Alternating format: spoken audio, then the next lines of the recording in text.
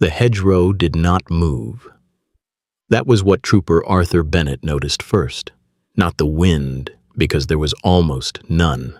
Not the birds, because they had gone silent minutes ago. Not even the low rumble of artillery somewhere beyond the fields of Normandy. It was the stillness of the hedge itself, thick with leaves and tangled branches, standing like a wall only 60 yards ahead. Inside the British Sherman Firefly, the air was hot and stale. The engine idled at the lowest possible speed, sweat mixed with the smell of oil, cordite, and damp wool uniforms. No one spoke. Then the commander raised his binoculars slightly. A shadow moved. Something heavy If you want more content like this, subscribe now and comment below. was coming down the sunken lane, and in the next few seconds, 5 British tankers would either become legends or burning wreckage. The date was July 18th, 1944. The place was east of Caen, in Normandy, France. The operation was Goodwood, and hidden behind a hedgerow, a single Sherman Firefly was waiting for one of Germany's most feared tanks to roll into sight. You can almost feel the pressure inside the turret, the gunner's right hand resting on the traverse control, the loader gripping an armor-piercing round nearly 3 feet long, the driver staring forward through a narrow vision slit. Every man knowing that if they fired first and hit true, they might survive. If they missed, the Panther would answer, and Panthers rarely missed. By the summer of 1944, British crews had learned to respect the German Panther Ausf A and Ausf G. Although officially called a medium tank, the Panther was one of the deadliest armored vehicles of the war. Its long-barreled 7.5-centimeter KW K42L/70 gun could penetrate Allied armor at over 2,000 meters. Its sloped frontal armor was thick and difficult to defeat. Its optics were excellent. In the hands of a trained crew, it was a hunter. The Panther had first appeared in large numbers at Kursk in July 1943. Early mechanical problems had damaged its reputation, but by Normandy, many of those issues had been reduced. German panzer regiments equipped with Panthers now formed the backbone of armored resistance in France. British tankers feared them. The standard Sherman, armed with a 75-millimeter gun, was reliable and fast, but its gun struggled against Panther frontal armor. At normal combat ranges, a Sherman often had to maneuver for a side shot, while the Panther could destroy it head-on. The British answer was the Sherman Firefly. At first glance, the Firefly looked like an ordinary American-built M4 Sherman, but hidden inside was a weapon that changed everything: the British Ordnance quick-firing 17-pounder. This gun was one of the most powerful anti-tank weapons fielded by the Western Allies. Firing armor-piercing rounds at tremendous velocity, it could punch through the Panther's frontal armor under favorable conditions and destroy Tigers at long range. Mounting such a large gun inside the Sherman turret required extensive modifications. The radio was moved to an armored box welded to the turret rear. The gun breech was rotated and redesigned to fit. Storage was rearranged to accommodate the long ammunition. The result was not perfect. The turret was cramped. The muzzle blast was enormous. The gun was difficult to conceal because of its long barrel, but it gave British and Commonwealth tank crews something they had lacked for years: confidence. Trooper Arthur Bennett, though fictionalized here to represent many real Firefly commanders, belonged to the Northamptonshire Yeomanry, part of the 33rd Armored Brigade. His Firefly was nicknamed Arrow. Its hull still carried dust from previous fighting south of Caen. One spare track link hung from the front glasses. A faded white star was painted on the side. Bennett was 24 years old and had already seen friends die in burning tanks. His gunner, Lance Corporal James Wilkes, had excellent eyesight and steady nerves. The loader, Trooper Henry Collins, was broad-shouldered and strong enough to handle the heavy 17-pounder rounds quickly. The driver, Trooper Samuel Reed, knew how to keep the Sherman hidden and moving. The co-driver and bow gunner, Trooper David Moore, watched the flanks and listened to the radio. They had rehearsed this moment many times. Find a good firing position. Remain invisible. Let the German tank expose itself. Fire first. On July 18th, Operation Goodwood began with one of the largest air bombardments ever seen in Normandy. More than 2,000 British and American bombers struck German positions east of Caen. The ground shook. Dust rose in massive clouds. Roads disappeared under smoke. Then British armored divisions moved forward. The goal was ambitious: break through toward Bourgabous Ridge and force German armor into a decisive battle. But the Germans were not finished. Units of the 1st SS Panzer Division, Leibstandarte, Adolf Hitler, and elements of the 21st Panzer Division still held key positions. Among them were Panthers dug into orchards, villages, and hedgerows. The terrain was deceptive. From above, the fields looked open. On the ground, they were deadly. Narrow lanes, railway embankments, and thick hedgerows broke the landscape into compartments. A tank could advance 100 yards and suddenly find an enemy waiting from concealment. That morning, Bennett's troop had been ordered to cover a lane near Hubert-Folie. Intelligence reported German armor moving toward the British advance. Arrow took position behind a dense hedgerow at approximately 0940. The engine was left running. The turret was aligned toward a gap in the foliage. Range markers were estimated: 70 yards to the lane entrance, 120 yards to a stone wall, 200 yards to a distant orchard. Wilkes adjusted the sight. The 17-pounder was loaded with APC-BC, armor-piercing capped ballistic cap ammunition. Bennett scanned the lane through binoculars. Nothing. Minutes passed. Artillery thundered in the distance. A burning truck sent black smoke into the sky.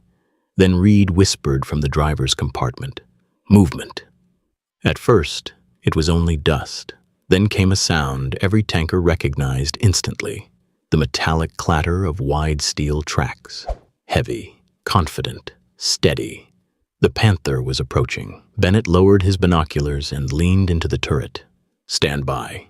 Inside the German tank, Oberleutnant Karl Fischer of Panzer Regiment 22 believed he was moving into a threatened sector to counter the British advance. His Panther OSF A, turret number 421, had survived fighting since June. The crew trusted the tank and trusted Fischer. The driver, Gefreiter Otto Brandt, guided the vehicle carefully through the narrow lane. The gunner, Unteroffizier Ernst Vogel, watched the sights. The loader, Hans Keller, held a PSGR 39 armor-piercing shell ready. The Panther's Maybach HL-230 engine growled with nearly 700 horsepower. The long gun pointed forward like a spear. They had knocked out Shermans before, many Shermans. As Fischer approached the bend, he expected to see British tanks in the open. He did not expect one to be waiting silently at close range. The Panther rolled forward. Its bow appeared first through the gap in the hedgerow, then the glacis plate, then the turret. Wilkes exhaled slowly. The range was now less than 150 yards.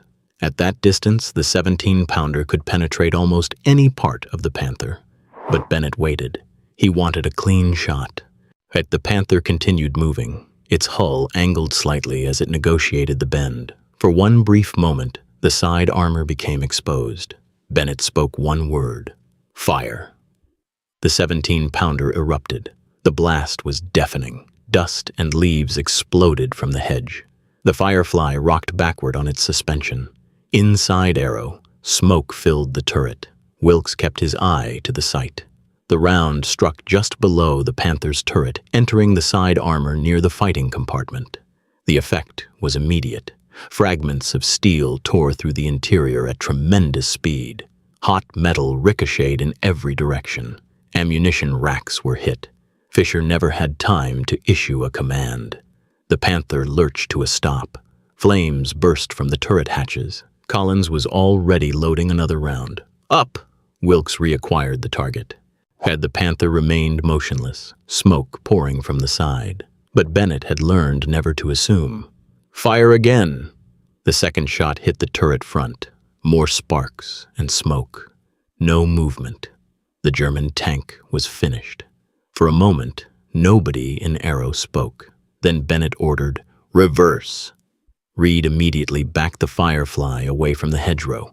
This was standard practice.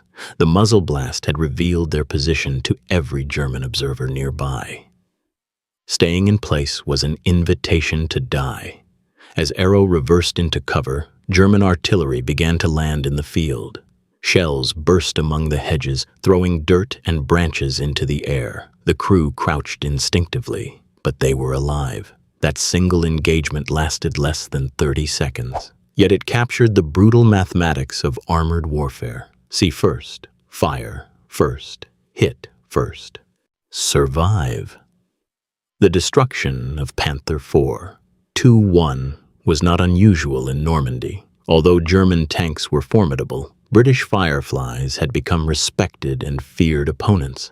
German crews quickly learned to identify the Firefly's longer gun barrel. Many were instructed to target Fireflies before any other Sherman. Some British crews tried to disguise the barrel with paint or camouflage to make it appear shorter. It was a deadly game of recognition. Who could identify the other first? Who could fire first? Who could stay calm under pressure?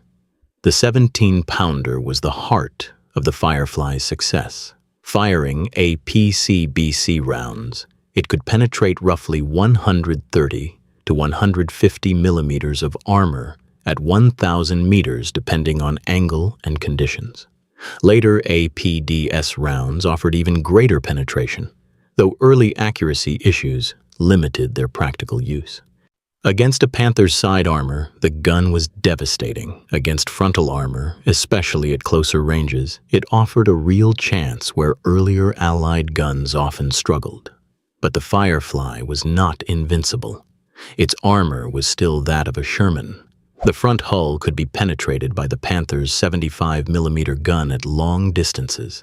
The tank was taller than many German designs and easier to spot. Ammunition storage remained vulnerable despite improvements.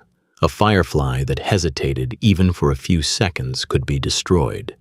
That same afternoon, Bennett's troop continued supporting the advance. The battlefield around Cagny and Bourguebus became a graveyard of tanks. British armor suffered heavy losses from anti-tank guns, mines, and concealed Panthers. Operation Goodwood did not achieve a complete breakthrough, but it forced the Germans to commit major armored reserves and weakened their ability to resist elsewhere in Normandy. Across the front, stories like Arrow's repeated again and again. At Saint-Aignan-de-Crampesnil on August 8, 1944, Sergeant Gordon of the 1st Northamptonshire Yeomanry and his Firefly crew helped ambush and destroy several German tanks, including the Tiger one commanded by the famous SS Hauptsturmführer Michael Wittmann. That action demonstrated the Firefly's ability to eliminate even the most feared German armor. By then, German tank crews knew that not every Sherman was helpless. Some carried a gun that could well from beyond expected ranges. The psychological effect was significant. For years, German crews often entered battle believing their armor gave them a decisive edge. The Firefly challenged that assumption. At Inside Arrow, the crew felt this change personally.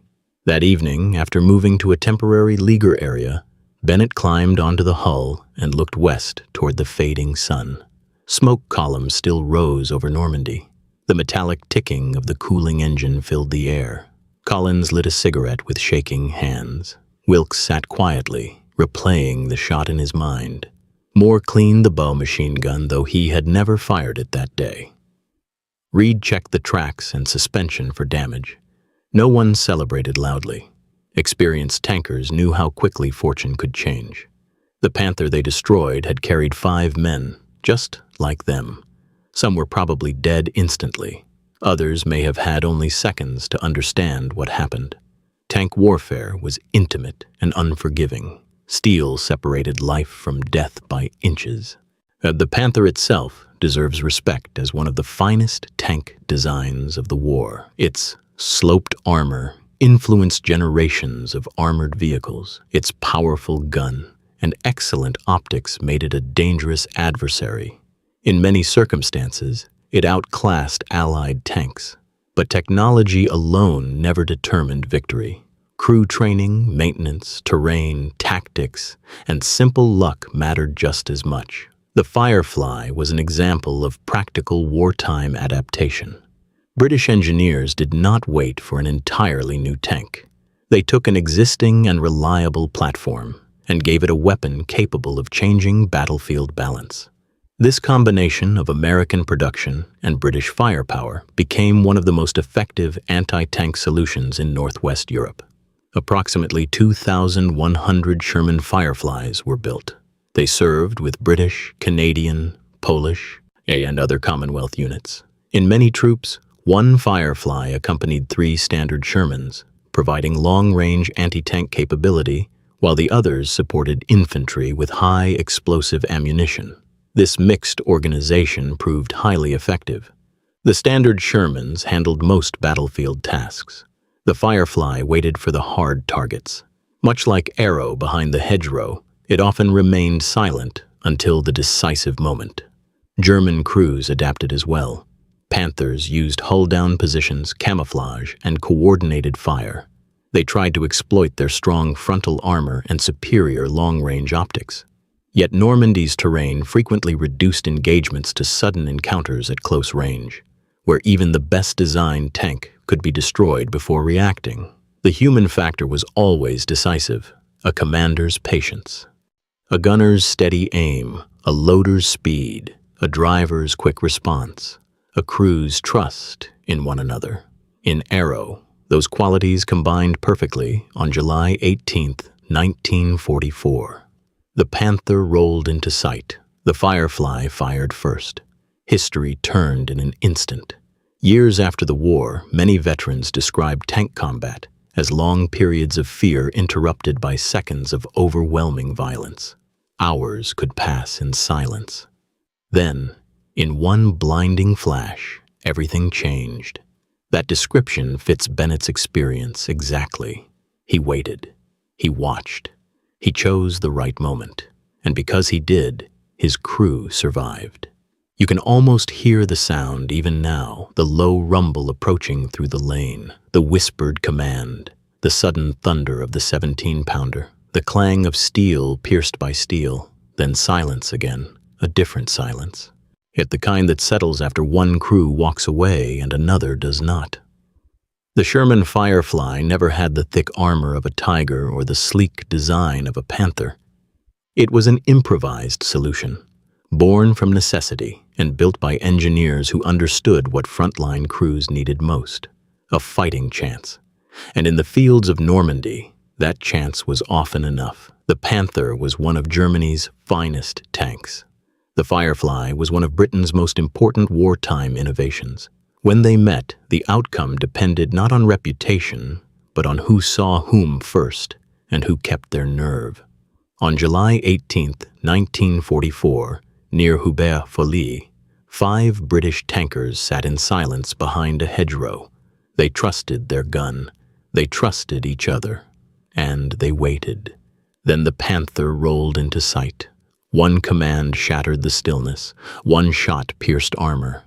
One crew survived to see the sun set over Normandy, and one burning tank on a quiet French lane proved that even the most feared hunter could become the hunted. If you want more content like this, subscribe now and comment below.